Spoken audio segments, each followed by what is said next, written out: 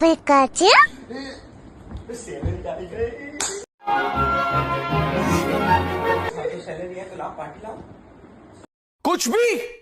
party આપવાની કેમ salary તો વધતી નહીં પતી જાય બધું તે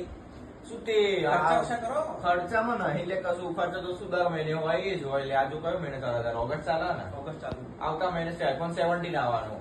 એના માટે પૈસા ભેગા કરું તો ભાઈની કિડની વેચી દીધી તો દવાખાને આવી ગયો તો એના પૈસા ભરવાના હજુ તો મારા 30,000